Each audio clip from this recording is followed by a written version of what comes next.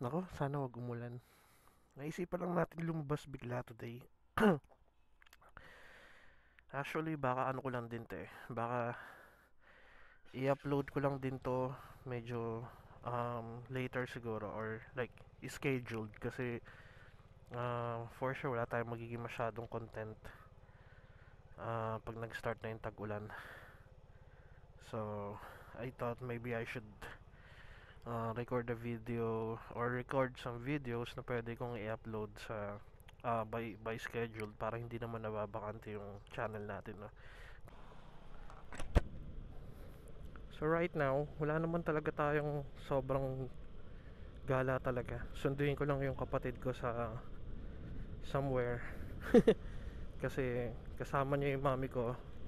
Kumuha sila ng license, but may lakad to si mama, and nakakaawa naman kung sama siya sa mga majujonda, mabubore siya dun.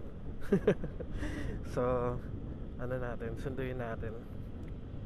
Medyo kanina umaga pa din sila wala sa bahay, kaya for sure pagod natin. And magpapagas na rin kasi tayo ng motor dahil tomorrow is yung sinasabi ko na inaccept kong um, favor from my mom, na nagpapa-video nga siya ng ano nila, no, motorcade nila. So tomorrow na yon, and 2 bars na lang yung ano natin, yung gas natin. So sabi niya sunduin ko daw yung kapatid ko and then magpagas na raw kami. So ayun, that's what we're gonna do today.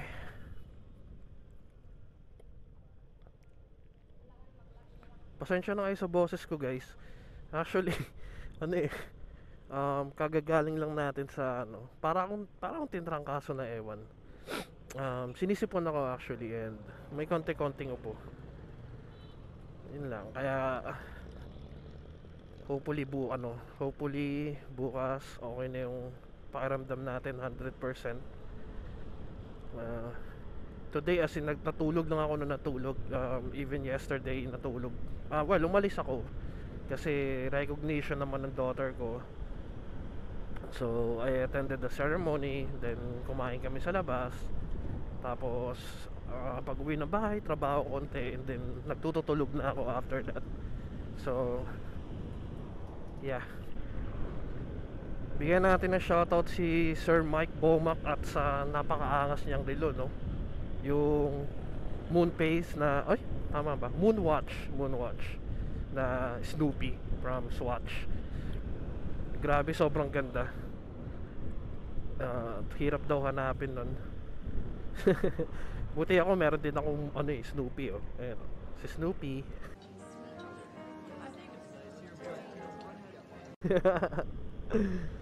So yeah, ride safe always dyan mga sirs. Dito na lang tayo daan para meron tayong view, no? I don't think na traffic doon. Mas short, mas maiksi nga yung daanan kung doon ka bababa. Pero dito kasi may view. Pero medyo mas malayo.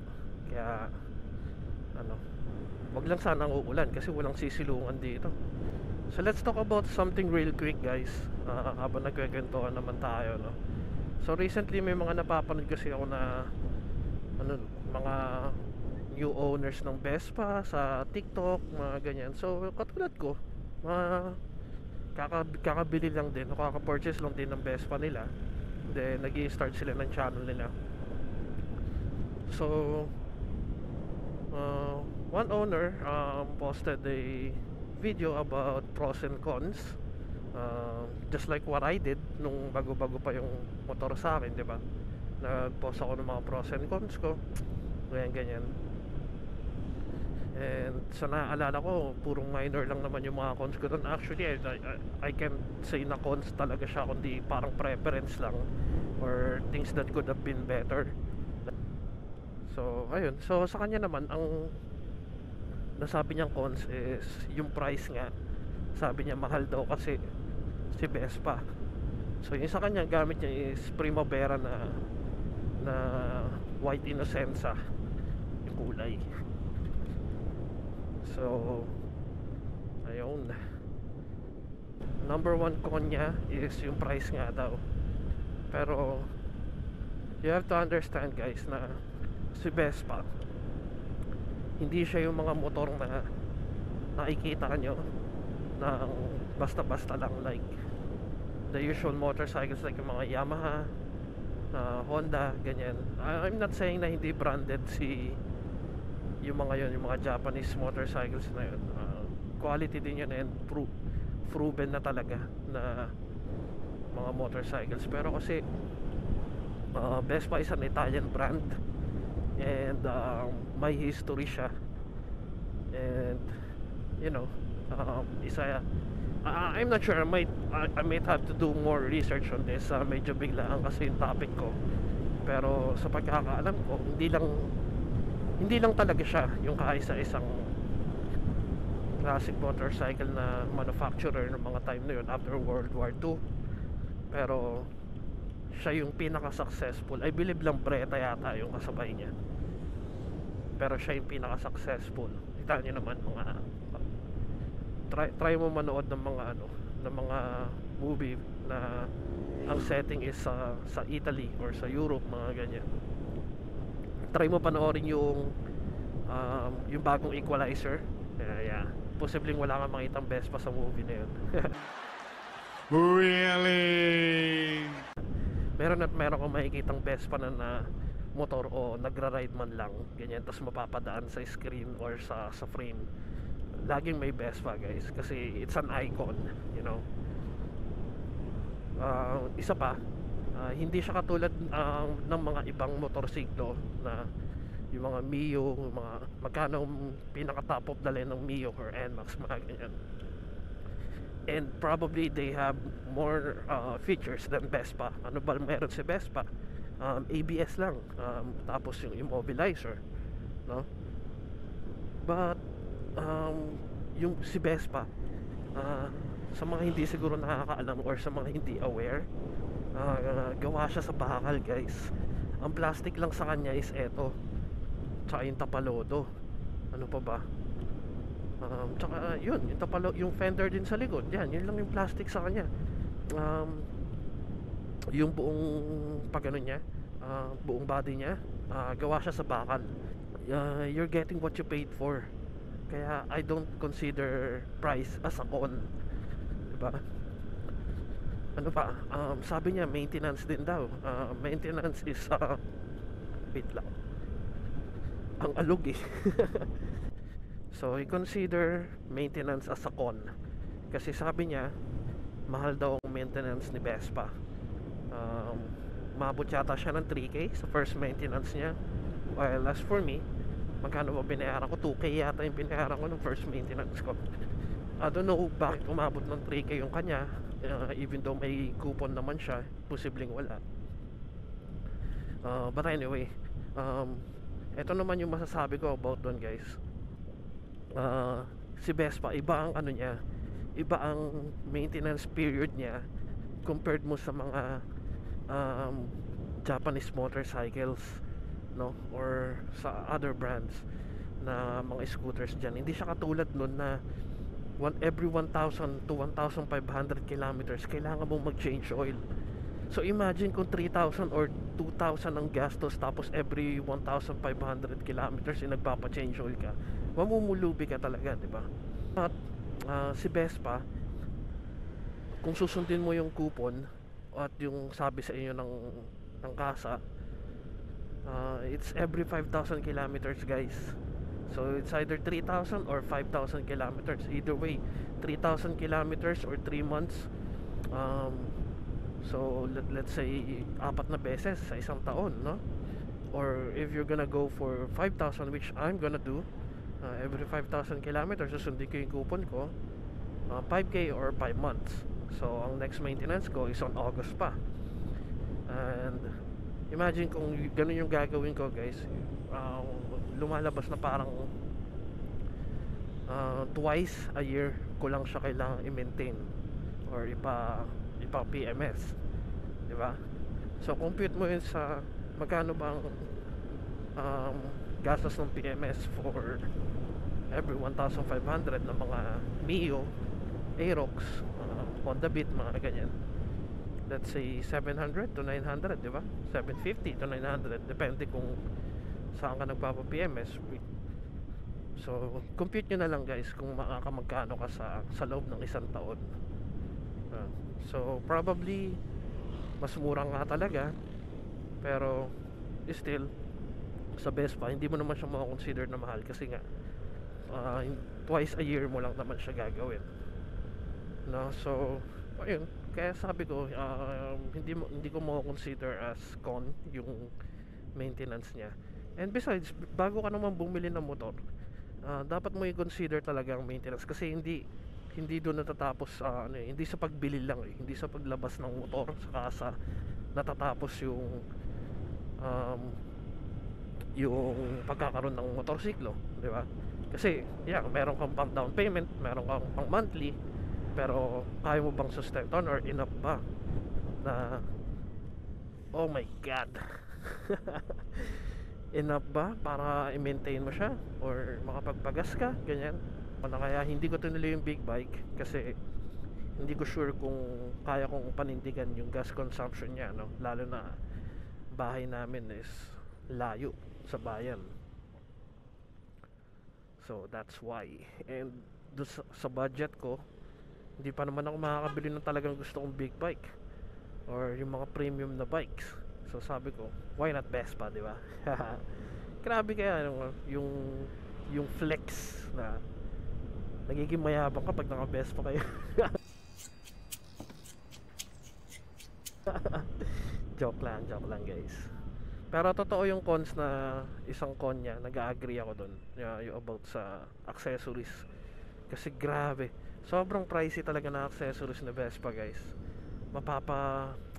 Mapapailing ka talaga kapag gusto mong papugiin yung motor mo, yung Vespa mo. Nako. ihanda mo ang sarili mo na magulat. Meron naman mga Shopee finds, pero if you really want to make your Vespa really look good, like stand out, talagang gastos. Yan, alam yan ni Mr. Sarap Vlog. So, shout out sa iyo, sir. I-reveal mo naman kung magkano yung ginastos mo dun sa mga bagong accessories na dumating sa'yo. So yeah, grabe, napakamahal na accessories na Vespa guys. Uy, grabe naman yun. Ayan guys, so first Grand Alumni Homecoming, June 8. So ayan yung ginagawa ni Erpat. Dan siya busy ngayon. Buti nakasapatos ka. Pwede kang umangkas. Ito na yung panggas. Nice. Ha? Bigay ko kanino? Okay. Siyempre bibigay ko yung sukli. Kala ko bibigay ko sa iyo eh. So anyway, going back to the topic guys about pros and cons ng Vespa. I don't want to sound like a fanboy naman, no? Kasi parang iba naman nakapag fanboy. Kapag may mga pangit naman kay Vespa, sasabihin ko naman. But as of the moment, wala kasi talaga ako na nararamdaman na mali sa kanya or whatever. One time nagkaroon din ako ng parang ka-argument sa YouTube din yata yun or sa TikTok, I'm not sure. Kasi sabi niya parang overpriced daw si Vespa. Wala naman daw espesyal. Tapos sabi ng mga tao sa kanya, baka kasi wala kang Vespa, ganyan. Sabi niya may Primavera daw siya before, binenta daw niya. The fact na sinabi niya wala daw espesyal kay Vespa makes me want to doubt more kung talaga nagka-Vespa siya. Kasi bago ka naman nagka-Vespa, hindi naman isang click lang na biglang, uy, gusto ko ng Vespa, bigla ka na lang naging fan. No. May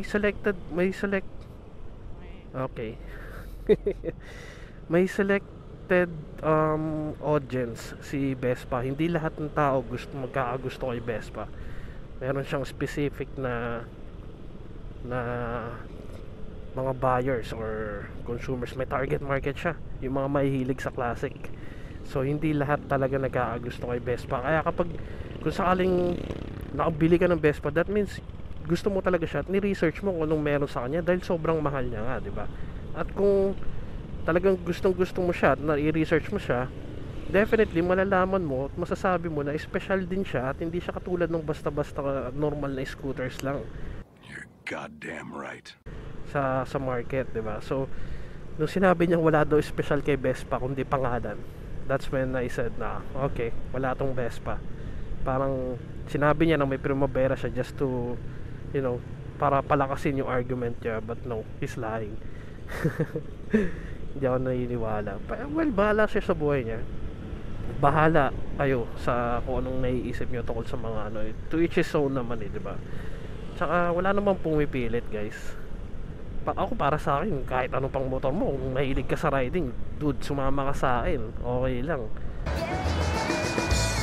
Pero kumbaga, kung as long as hindi kupal-kupal yung attitude mo, ganyan, why not, 'di ba? We all share the same passion for, you know, for riding, 'di ba? So kahit ano pa man yung ano mo, kahit ano pa man yung motor na gamit mo, walang kaso 'yan. Sa tingin mo magkano full tank ng Vespa? Hula ka lang.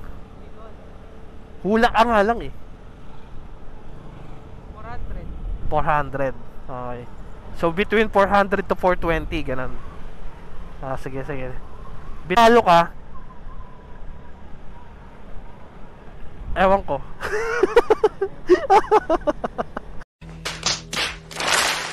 Wala akong naisip na premyo. Putik.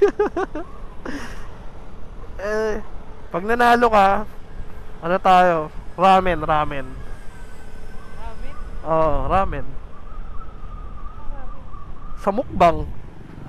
Sa mukbang. Oh, ramen. Nakailaw na yung fuel natin. Oh my god. Tapos pataas pa to. Oh my god. Tapos may angkas pa akong mabigat din. Patay na. Sana umabot. Try natin wag pumiga ng pumiga. Bigat ng pasahero ko eh.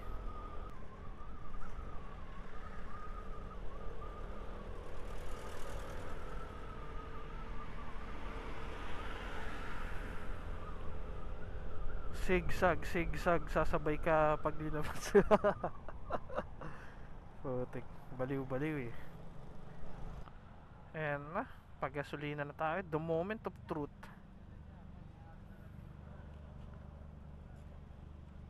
Premium kuya. Full tank. Baba. Meron ako.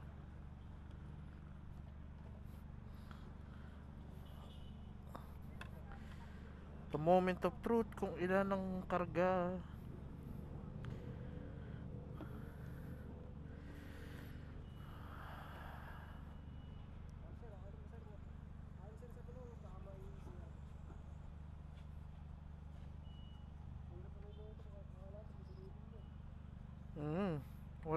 Late kasi nung butas eh.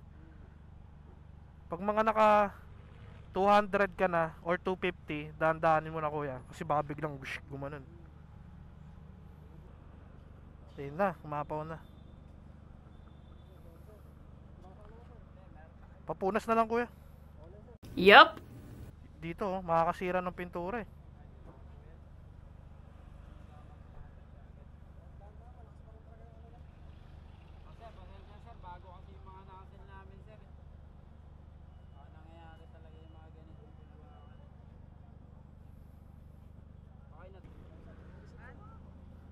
Oh, up ka eh. Lower ako eh. Lower ako. Talo siya sa hula niya. 400 up. 400 to 420. Talo ka, boy. Panalo ako. Paano ko nanalo? 415 ako eh. Kaya nga, 370 plus lang yun.